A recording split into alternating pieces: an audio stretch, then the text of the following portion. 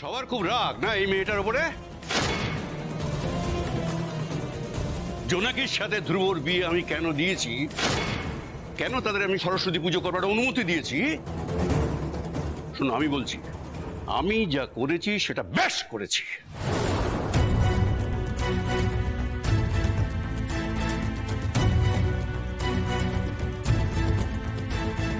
এই সুধাচরণ মিত্রের না চুল এমনি এমনি পাকেনি।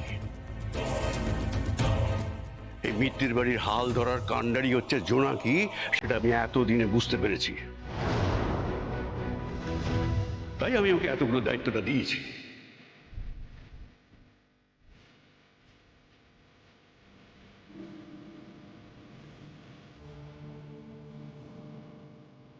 তোমাদের গায়ে যখন জোনাকি জ্বালা ধরাতে পেরেছে তখন ও ঠিক পথই ধরেছে।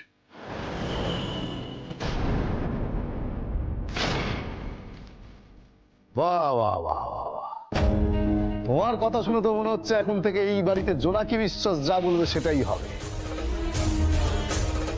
বাহ। মা, এই মেয়েটা কিন্তু একটা ধান্দা এখানে এসছে। আমরা এই বাড়িতে কেউ থাকি না, সেই সুযোগে ও চাই সমস্ত সম্পত্তিটা আত্মসাৎ করতে।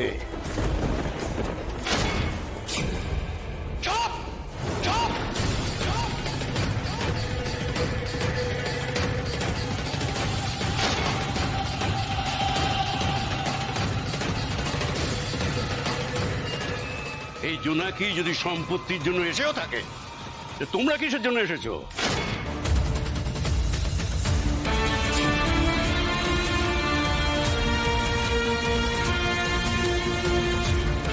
সম্পত্তি পাহারা দেওয়ার জন্য না?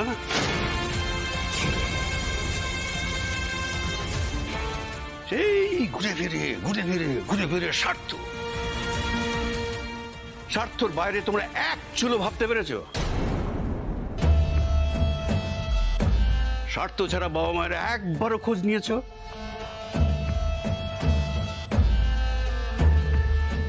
একটা ফোন পর্যন্ত করো না? তারা আবার এসছে জোনাকির বিচার করতে।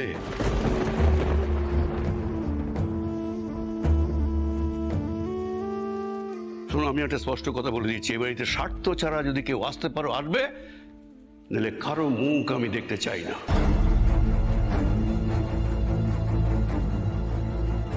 যাও যাও যাও যাও যাও যাও, বেরিয়ে যাও এখানে, বেরিয়ে যাও।